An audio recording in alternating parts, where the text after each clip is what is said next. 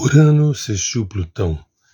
Meu nome é Sérgio Seixas, do Grupo Terra de Rudá, e hoje eu gostaria de fazer essa interpretação do que faltou, né? Porque num dado momento eu falei do trígono Urano-Plutão, depois falei do sextil Netuno-Plutão, e agora eu gostaria de finalizar com esse Urano sextil Netuno. Essa tríade surgiu quando eu fiquei um pouco incomodado de tantas notícias ruins, tão somente notícias ruins relacionadas ao céu astrológico. Eu quis lembrar que a gente está vivendo já há um bom tempo esse trígono de Urano, Plutão, Plutão sextil Netuno e Netuno sextil Urano, que é como se fosse em estratos mais profundos da psique humana, algo muito protetor, muito protegido, muito nutridor, né? Lembro sempre que os planetas pessoais são instâncias da psique voltadas mais para o pronome eu, Sol, Lua, Mercúrio, Vênus e Marte, que Júpiter e Saturno faz uma zona limítrofe entre esse eu e o normativo da civilização, da cultura à nossa volta. E Urano, Netuno e Plutão, por enquanto, né, são as camadas mais profundas da psique humana, nos referenciando ao anseio de um despertar, de uma iluminação, de um processo de ascensão. Sempre bom lembrar que, por mais que a gente se distraia com objetivos imediatos, a gente também tem alguns instintos que eles não são muito valorizados, que são instintos, por exemplo, de ter a experiência de retorno à fonte primordial, de comunhão com a fonte primordial, que é o instinto de pertencimento. E essas três últimas instâncias, Urano, Netuno e Plutão, elas trabalham nesse sentido, né? Urano vai reger a consciência, o Netuno a experiência de unidade, e o Plutão, aquilo que a gente vai liberando, que não é mais do pronome ser, ou quem sabe nunca foi do pronome, não, nunca foi da instância do ser, e sim de camadas da personalidade, camadas mais egóicas da gente sobreviver no planeta. O Plutão ele vai fazer esse desmanche de pseudo-identidades ou de identidades datadas, né? Quando o prazo de validade dessas identidades vence, a função do Plutão, conjunção, quadratura, às vezes trígono, sextil, ou quincúncio, enfim, tem a função de fazer com que a gente solte, a gente libere camadas que não têm mais validade e que a gente continue, eu sou assim, eu sou assado, eu não sou assim, né? Essa é uma função psíquica do Plutão de ir tirando tudo aquilo que não é essencial. Mas hoje a nossa conversa aqui é de Urano sextil Netuno, que é um dos vértices dessa triangulação. Então eu insisto mais uma vez que enquanto o circo está pegando fogo, ao mesmo tempo existem esse diálogo entre Urano, Netuno e Plutão na psique coletiva, dizendo que, escuta, está tudo caminhando, está tudo avançando, está tudo indo na direção, eu diria, de um Dharma, ainda que a gente não reconheça muito bem, porque a gente fica pautado muito pelas instâncias do ego. E a impressão que tem é que as coisas estão piorando, Às vezes a gente fala de confortos materiais, tecnológicos, mas na verdade o desrespeito humano. Isso é verdade, mas é bom lembrar que isso também está a serviço do Dharma, porque ondas reativas a essa nova era que já começou, isso sempre existiu, sempre existirá e está existindo hoje.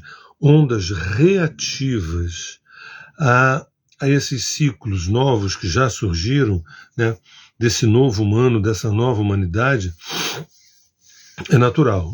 Sempre existiu e diria que sempre vai existir, a não ser que a gente ascenda e saia do planeta Terra e quem sabe até do sistema solar, e aí a coreografia é outra, a dança é outra. A dança já não é tanto ligado à dualidade, à polaridade, a reações aos ciclos da psique coletiva, né? Agora a gente está cada vez mais adentrando num universo mais aquariano. Isso não foi por nenhuma escolha de nenhum astrólogo, não. Isso é uma observação como é que a dança no céu funciona. E para lembrar um pouco de Hermes Trismegistus, né, quer dizer, assim em cima como embaixo, assim dentro como fora. Bem, lembrando também uma outra coisa sobre Urano e sobre Netuno, que é a nossa pauta de hoje. Urano, ele é o primeiro planeta dessa tríade transpessoal, logo em seguida vem Netuno e por último Plutão.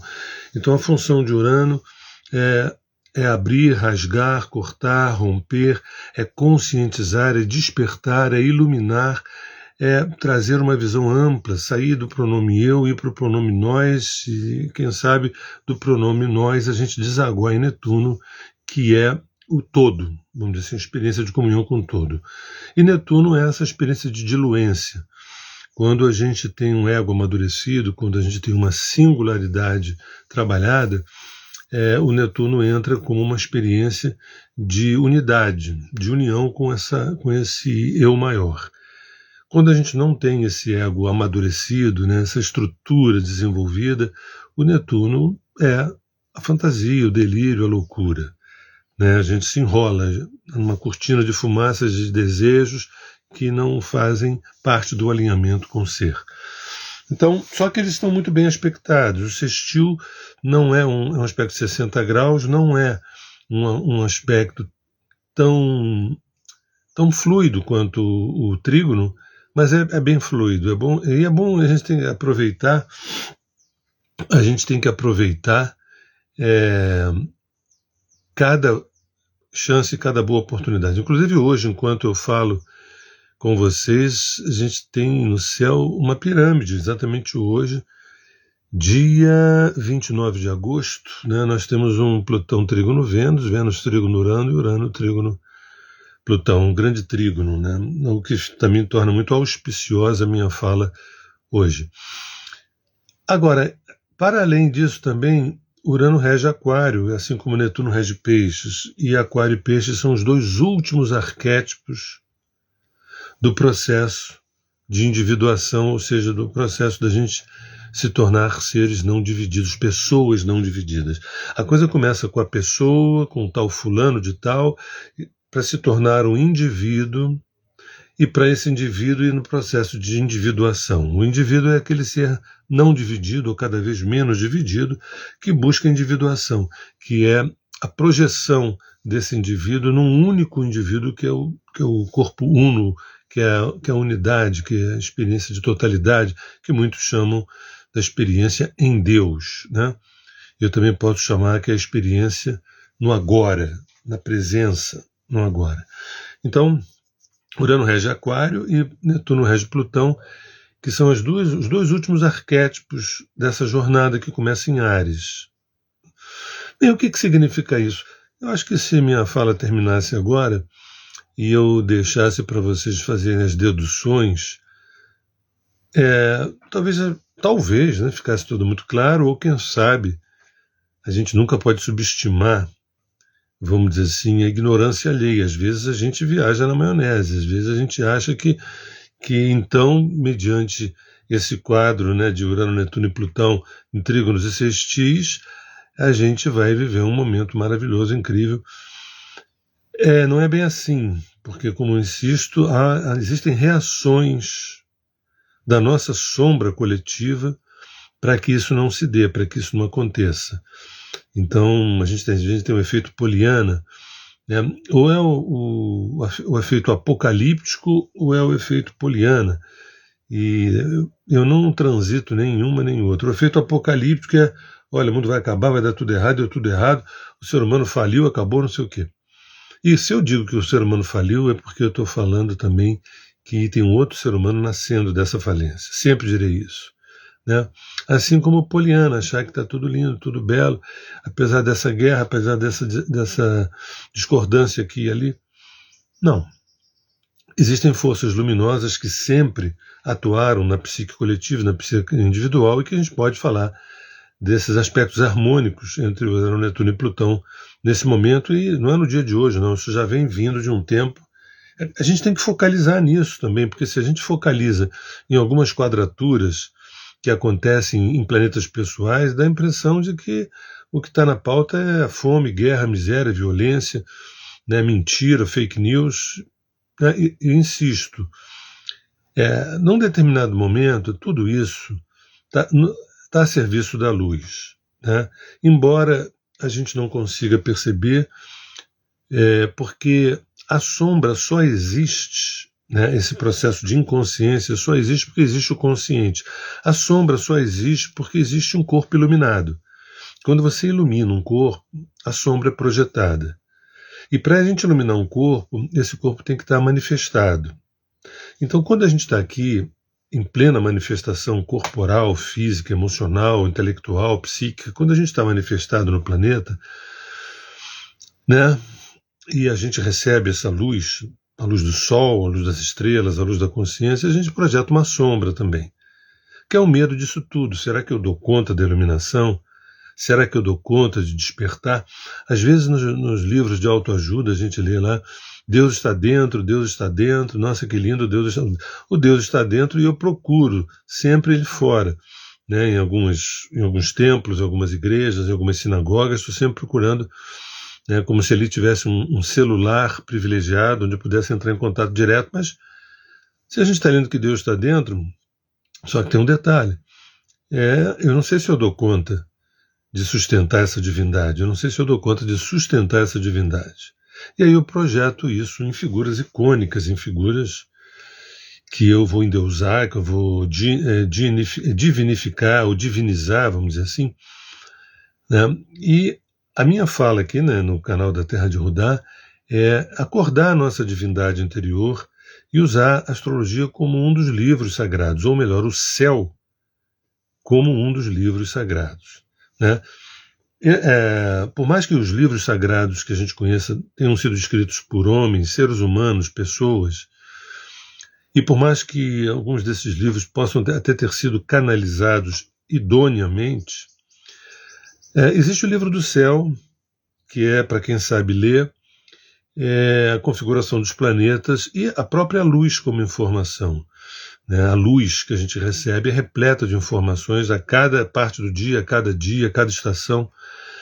Mas eu também entendo que alguém possa dizer assim, o problema não é o livro que está no céu, o problema é quem interpreta isso. É sempre o problema do sacerdote, que se arvora a interpretar uma Bíblia, que se arvora a interpretar um Alcorão, sempre vai ter a paleta consciencial dessa pessoa, mas isso faz parte do show. Assim como o astrólogo também, a experiência pessoal desse astrólogo vai interferir na interpretação do mapa da outra pessoa. Isso é um risco que a gente sempre corre. Eu me lembro do Jung, quando ele dizia que o sonho de uma pessoa quando dorme já é a sua própria interpretação. O sonho já é a própria interpretação. E quando eu faço uma digressão dessa fala dele, eu diria que quem sabe vai chegar um tempo onde a gente vai poder olhar para o mapa astral e qualquer pessoa e perceber que a própria configuração do mapa já é a sua interpretação, independente desse ou daquele astrólogo. A própria configuração, a própria mandala, né? Digamos, tem pessoas que meditam diante da mandala do seu mapa. Muitas vezes no seu próprio aniversário, no dia do seu aniversário, colocam uma mandala e faz uma experiência de silêncio, de meditação, de contemplação. E é interessante, o resultado é interessante. Né? Então, quando Urano e o Netuno fazem um sextil, quando a pulsão psíquica que fala sobre consciência, iluminação, despertar, né, a ascensão, que é Urano, está em harmonia com o Netuno, pelo menos para todos os seres humanos do planeta Terra, quando faz um sextil com o Netuno, que rege a experiência, se eu pudesse dizer que Urano rege a experiência búdica e Netuno rege a experiência crística do amor universal, né? São falas um pouco vazias, tá? Porque tanto posso entender que Urano pode ser a experiência crística e Netuno a experiência búdica, porque chega um momento que certas instâncias da consciência estão unificadas, né? Mas ainda que tenham singularidades. Se a gente ouve certos avatares falando, eles podem, a nível de conteúdo, falar entre aspas, a mesma coisa, mas eles vão por caminhos diferentes, que são caminhos da própria singularidade. Tem uns que são um pouco mais econômicos, mais sintéticos, outros mais prolixos, mas o ponto central é o chakra do coração, o ponto central é o amor, né, como a experiência definitiva para o processo de ascensão. Esses 3 últimos planetas, Urano, Netuno e Plutão, e hoje me referindo a Urano e Netuno, são instâncias de a gente poder sentir o aroma do que seria, hipoteticamente, uma ascensão. Urano e Netuno não estão preocupados em pagar boleto, não estão preocupados exatamente com o prazer de uma comida, não estão preocupados em trocar o carro no final do ano. Enfim, Urano e Netuno, eles estão ligados à experiência derradeira nossa aqui, né? Porque é como se dissesse assim, escuta, a gente não veio aqui para ficar encarnando, a gente veio aqui para sair dessa roda de samsara. E Urano é a alavanca muito poderosa para se sair dessa roda de samsara, né? E como é que se sai disso? Através da consciência, de uma enorme amplitude de consciência, né, que é para todo ser humano. É sempre bom lembrar que, dito assim, dessa maneira, nossa, que coisa bacana, que coisa legal, parece muito simples tudo isso, né, mas seria tudo muito simples, sim, se não tivéssemos um projeto muito bem articulado para interditar esse processo de retorno à casa, né? Assim como existem animais na natureza que vivem, né, de chupar o sangue de outras pessoas, existem seres que gerenciam o planeta Terra que têm um enorme prazer e vivem também de drenar a psique humana, de chupar de canudinho a psique humana. Algumas dessas pessoas a gente sabe o nome e sobrenome, mas a maioria não. Nem estão ligados diretamente à política, estão ligados a outras instâncias. E eu falo isso porque quando a gente faz um mergulho nas escritas sumérias, né, nas mitologias mais antigas, né, quando a gente relativiza de que as mitologias não são tão somente invenções ou alegorias ou lendas, muitas das mitologias foram fatos históricos e que a gente é educado a não ver dessa maneira, mas quando a gente pede cola na escrita cuneiforme, né, as milhares de tabuinhas de argila dos sumérios, eu não sei sumério, nunca li sumério, mas eu me pautei em pessoas que estudaram, que leram, que conhecem, e que deram origem a muitas bíblias que a gente conhece hoje, né? Por exemplo, o Antigo Testamento ele é tirado desses escritos da Suméria, que depois da Acádia, da Babilônia, né? Ou seja, ali do Crescente Fértil. E aquilo, basicamente, aquilo foi tudo fato histórico. E quando a gente começa a estudar, a gente vai percebendo que esse projeto de dispersão, de distração, de vampirização, a ponta final a gente pode até encontrar na política e nos políticos, mas ali não é a origem, né? E eu não me sinto muito ainda autorizado para poder falar dessas instâncias mais profundas, ainda que eu vá falar um dia, e esse dia talvez esteja bem próximo, né? Mas eu não me sinto muito autorizado. Eu prefiro falar de uma maneira um pouco vaga, ao dizer que existem seres Talvez alguém possa estar pensando, você está se referindo a exoseres? Sim, mas esses exoseres também têm nome e sobrenome. Entendeu? Eles também têm nome e sobrenome, não é uma coisa assim, os exoseres, mas quais? Quem? Vieram da onde? Qual o objetivo? Né? A Terra tem um projeto que foi mudado, o planeta Terra o projeto era outro. Lá atrás o projeto era um laboratório de experiências, né? E a coisa foi mudando, foi mudando. Hoje nós temos 4 a 5 objetivos aqui no planeta Terra, e a maioria dos quais nada nobre. E a única maneira da gente se colocar, apesar de dentro da Matrix, a gente se colocar fora dela, é através da consciência. Não existe outra maneira.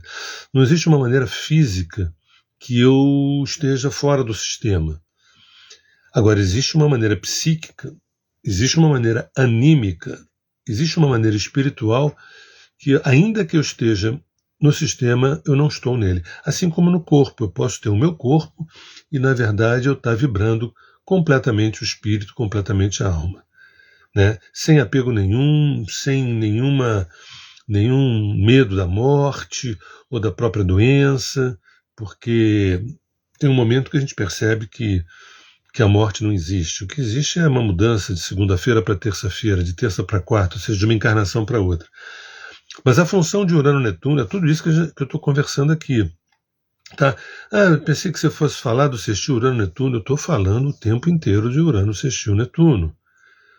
Tá? Porque insisto, Urano, Sextil, Netuno não está preocupado se agora em setembro, entendeu? A gente vai ter um mês lindo, maravilhoso. Não está preocupado com setembro nem com outubro. Está preocupado com a eternidade que é em nós. Com a eternidade. E reparem o seguinte, nessa zona limítrofe de Júpiter e Saturno, quando chega em Saturno já começa a perceber, que rege Capricórnio, né? Saturno dentro da gente, como uma pulsão psíquica, e aí mexe muito também com um dos traços do Egito. Um dos traços, né? O Saturno não é o agente central do Egito, mas é um dos traços que é a busca da imortalidade. Né? A própria China também, né? Através do Tao, a busca da imortalidade, através de práticas, através de ervas, através de alimentações, através de condutas. E essa imortalidade não é do corpo físico. O corpo físico não é o ponto, não é a questão. A imortalidade dessas instâncias conscienciais cada vez mais unificadas com o todo. Quando a gente está identificado com a parte, a gente se sente muito mortal, a gente age como um mortal. Quando a gente começa a se desidentificar da parte e começa a se sentir em harmonia com o todo, cada vez mais. E esse todo, a palavra que eu mais amo de falar é o agora. Esse todo, esse corpo uno, né? Esse vazio pleno, esse nada fértil, essa fonte primordial, esse Deus, eu gosto de chamar de agora, que é o único corpo que existe em todos os universos. A gente tem dezenas, centenas, milhares de universos, ninguém sabe a quantidade certa, e tudo isso é um corpo só. E quando a gente começa a ficha cair e a gente começa a vibrar, né, e a gente só vai fazer isso a partir de Urano, Netuno e Plutão. Porque Urano e Netuno dá aquele pancadão que faz assim, gente, eu não quero a religião de Júpiter, eu não quero a religião de Sagitário, eu quero a espiritualidade de Peixes e de Netuno. Eu quero a transcendência de Aquário e de Urano, para que em Plutão eu possa soltar tudo que não é meu para o processo de ascensão. Por mais que um lado, né, vivendo a nossa bipolaridade aqui, mais que um lado a gente diga, nosso planeta é lindo, maravilhoso, fantástico, incrível. Cara, é uma coisa de doido quando a gente começa a vasculhar Marte, que já teve vida e hoje me parece, apesar de existir vida lá ainda, né, existe vida em Marte, existiu muito mais, e aconteceram eventos lá que geraram áreas desérticas, ainda que existam hoje vida e existiram muito, a gente olha para cá e dá a impressão de que o nosso planeta é o mais maravilhoso que existe e tudo mais. O efeito bipolar é quando a gente também olha para cá e fala assim, isso aqui é um inferno, isso aqui é um manicômio, isso aqui é uma prisão, Isso aqui é uma fazenda onde o pessoal usa a nossa psique como alimento, né? Ou seja, aquilo que foi projetado para ser um laboratório e no momento seguinte uma escola, passou a ser uma prisão. Hoje a gente não consegue sair daqui porque a gente desejou, a gente leu um livro, a gente aprendeu, fez uma meditação. Não é assim não, não é assim não. A gente tem que vencer a dualidade. A gente tem que submeter o ego ao ser, né? Isso tudo eu li nos livros, legal. Mas acontece que a experiência não é o livro. A experiência é muito mais difícil de você submeter o ego ao ser, de você vencer a dualidade. Repara, tem um projeto a olhos vistos, né, aqui no Brasil, nos Estados Unidos e no mundo, que é de você jogar uns contra os outros. Nesse momento, de 2012 para cá, quando se intensifica esse processo de purgação, de queima kármica, né? Inclusive agora recentemente com Plutão entrando em Aquário, que vai voltar agora em Capricórnio, vai passar um tempinho em Capricórnio, agora em setembro, depois vai de novo para Aquário, vai ficar 20 anos. Esse processo de purgação que trouxe a pandemia e vai trazer muito mais coisa difícil, já é um processo seletivo também de pessoas que, por um lado, precisam vibrar Urano, Netuno e Plutão, que precisam vibrar ao contrário de vibrar Sol, Lua, Mercúrio, Vênus e Marte. Entendeu? Repare uma coisa, quando a gente vai fazer uma viagem, digamos que a gente vai fazer uma viagem, não sei, eu posso falar uma viagem para Paris, posso falar uma viagem para Buenos Aires, ou uma viagem para, vamos dizer assim, uma viagem para a Índia, né? Aí a gente faz a mala, vê se o clima está frio, se está quente, o que eu ponho, o que eu vou usar nessa mala, quanto dinheiro eu vou levar, o quanto eu posso gastar, né, que hotel para onde eu vou, se eu tenho algum acolhimento lá, que lugares eu vou percorrer, se é museu, restaurante, isso tudo vai do Sol até Marte. Inclusive a iniciativa disso, a coisa toda. Quando chega Júpiter Saturno, nessa experiência de viagem, da nossa jornada existencial aqui, quando chega Júpiter Saturno, é quando a gente lá no lugar começa a se interessar pelaquela cultura. Nossa, interessante, aqui as mulheres andam de burca, nossa, aqui os homens se vestem dessa ou daquela maneira, nossa, a música aqui é tão diferente, é curioso. Tem gente que viaja com seu preconceito, né? Põe o preconceito na bagagem e vai viajando, levando para passear o preconceito. Chega lá, coisa horrível, coisa horrível, coisa horrível, o bom é o meu, né? Quando na verdade são singularidades, que a gente pode discordar, né? Mas são singularidades. Ele também deve chegar aqui e achar uma loucura, chega aqui em Ipanema, Leblon, e fala assim, gente, que permissividade é essa? Cada lugar é um lugar. E nessa viagem, quando você chega Urano, Netuno e Plutão, alguém pergunta assim, vem cá, você foi para o Cairo, você foi para Nova Delhi, você foi para Nova York, você foi para Buenos Aires, você foi para... né? E qual foi o barato dessa viagem? Se a pessoa disser que foi o restaurante, foi a comida, foi o hotel, foi a viagem, foi... Ok. Mas não é isso que a gente veio fazer aqui. Essa viagem nossa é para você... O quanto essa viagem que você fez para esses lugares geograficamente tangíveis fez com que você pudesse se tornar um ser humano melhor, quem sabe queimar um pouquinho mais de karma, quem sabe estar um pouco mais afinado com o seu dharma, com o seu propósito, quem sabe você não consiga falar isso agora, mas você sinta que alguma coisa mexeu, mobilizou, que vai além da cultura do outro país, que vai além do conforto que eu tive na viagem, ou do desconforto. Essa é a nossa jornada aqui na Terra. A gente entra e sai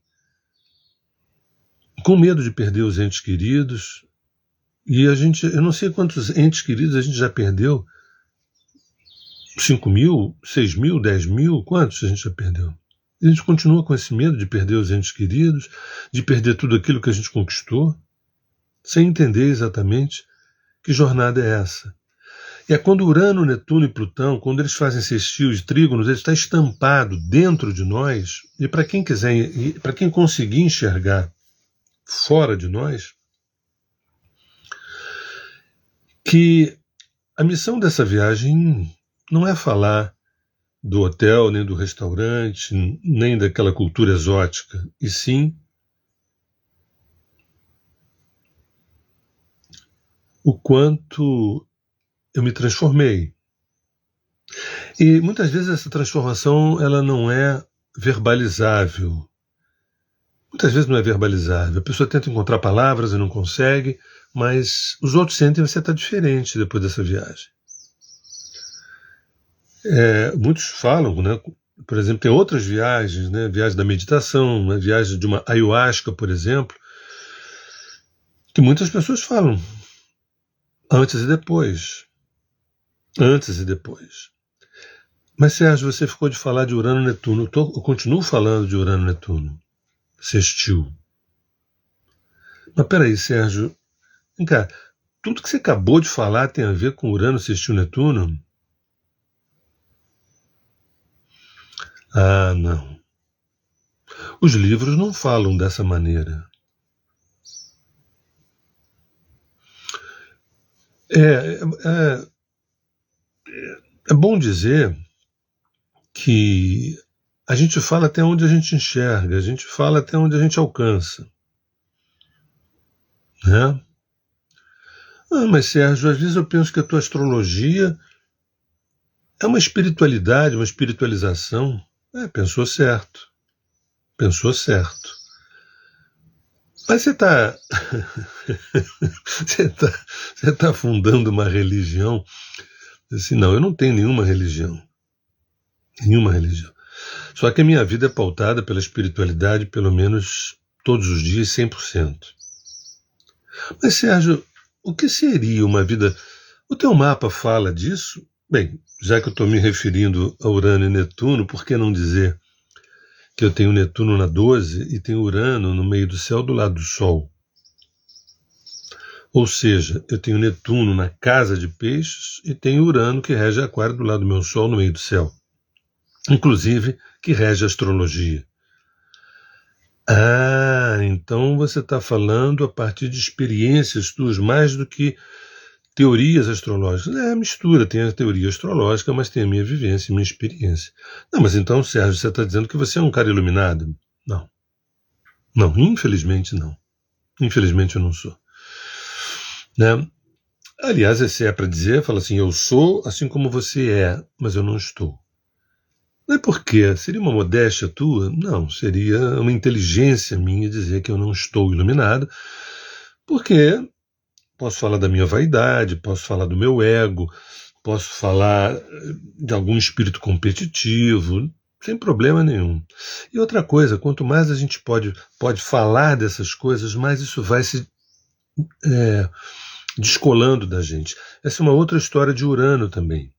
A gente poder ter autonomia para falar dos nossos defeitos e problemas. Urano, ele não tem o menor problema com críticas. Você está me criticando, você está... Se as críticas forem legais, interessantes, bacanas, eu concordo contigo, eu acho que é isso mesmo, entendeu?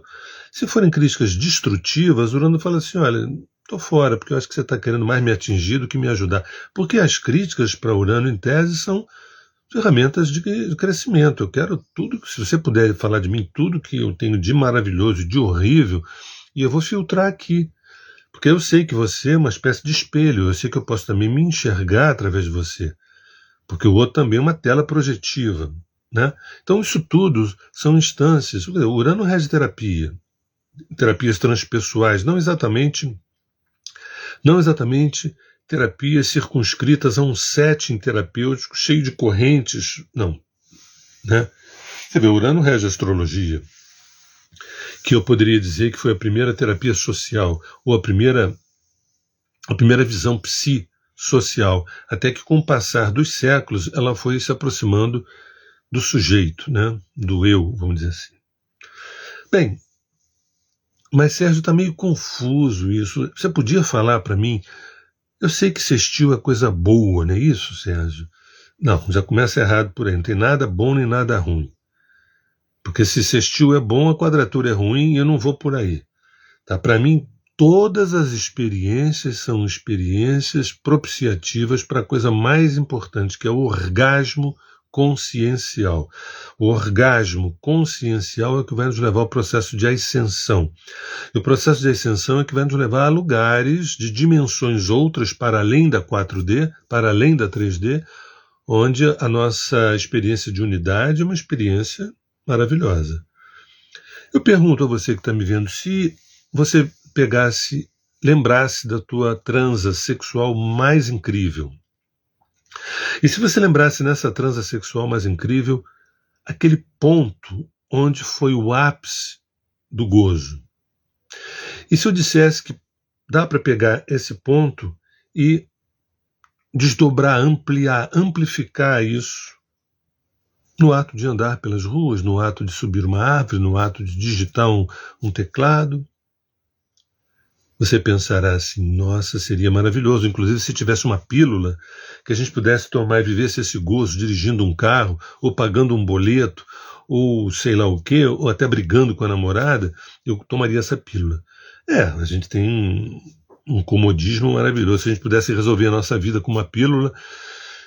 Só que esse é o processo nosso. Urano, Netuno e Plutão é um processo de descamando todas as nossas identidades, todas as nossas personalidades, todas as nossas identificações que façam com que a gente, olha, eu concordo com isso, discordo daquilo, detesto aquilo, odeio aquilo, sou apaixonado por isso, amo aquilo. Você imagina a fonte primordial que é em nós, promulgando, falando essas coisas. Olha, eu detesto isso, eu adoro aquilo. Amor puro. Isso somos nós e é para lá que nós vamos. Parece um paradoxo, né? Isso é o que somos e é para lá que... É porque nós perdemos a memória. Né? E não só isso, não só perdemos a memória, mas esse projeto sombrio de fazer com que a parca memória que a gente tem está de bom tamanho. Tem gente que ainda acredita, né?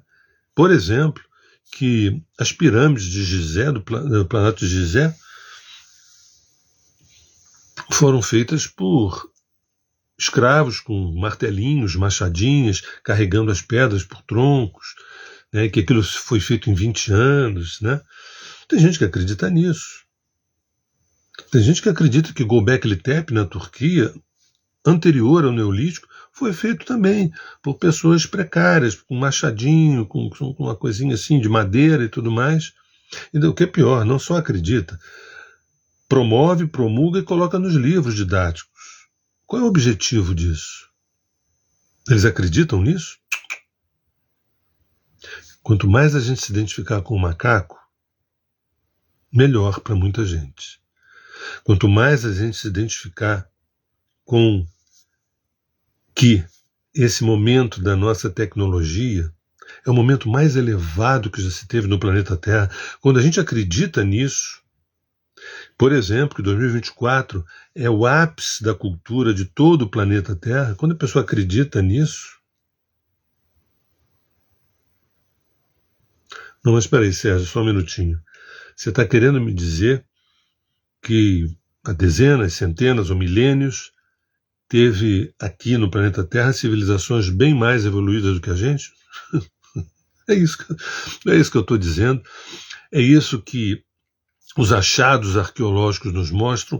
É isso que pessoas mais sábias do que a gente afirmam com provas e demonstrações. E é isso que o mainstream faz questão de dizer que é teoria da conspiração. Um termo criado, se não me engano, pelo Deep State, para fazer com que a gente se identifique com a nossa precariedade. Ao mesmo tempo, produz livros que diz que Deus é em nós, ou Deus está dentro de nós, mas, na verdade, nós viemos do macaco, e, na verdade, o iPhone 18, 19, 20 é o ápice da evolução humana. Esse lixo vai nos formando. Esse lixo vai nos formando. Por isso é importante trazer Urano e Netuno para lembrar que dentro de nós, eles não estão só lá em cima fazendo 60 graus com você. Ele não faz 60 graus entre eles, é você como um ponto do vértice. Ele está dizendo assim, acesse esse ser livre, que sempre foi, que sempre é em você. Bem, essa é uma forma um pouco diferente de falar sobre um aspecto astrológico, Urano sextil Netuno. Né? Poderia eu ter ido por um outro caminho, né? Falando de supostas previsões com Urano sextil Netuno. Eu prefiro dizer que são instâncias de determinados estratos mais profundos da psique humana que a gente precisa olhar, contemplar, honrar, para que essa existência ela tenha, ela não seja uma existência perdida. Existem existências que são perdidas? Existe. Sabe quando você faz você tem um projeto que não é um projeto adequado e você se dedica tanto e você vai a cabo do projeto e ele não é utilizado porque não era o projeto adequado. Gastou tempo, gastou dinheiro, gastou recurso, mas tem mais uma coisa. O que você aprendeu com isso? Se a pessoa disser, eu aprendi que eu não deveria ter feito isso. Se essa é a resposta, a pessoa não aprendeu nada. Mas se a pessoa responder, pois é, eu quero refletir por que eu acreditei nesse projeto quando eu tive evidências de que tinha algo errado. Meu nome é Sérgio Seixas, do grupo Terra de Rudá, e hoje falamos um pouco sobre Urano sextil Netuno. Desculpem vocês, eu estou vendo dezenas e dezenas de comentários aqui, né? Vocês já repararam que eu funciono um pouco diferente. Esse material vai para o YouTube e lá eu tenho mais cancha de responder do que aqui. Eu prefiro trazer um conteúdo aqui no Instagram, reverter esse Instagram no YouTube. Lá no YouTube eu tenho mais manejo de resposta do que a gente ficar aqui. Desculpe as não respostas, eu sou muito grato pelas dezenas de comentários, de questões, de perguntas aí. Tá bom? Um beijo. Estou vendo o nome de todos aqui, estou bastante grato a vocês. Um beijo no coração e em breve eu vou falar um pouco de setembro que está batendo na porta. Até agora.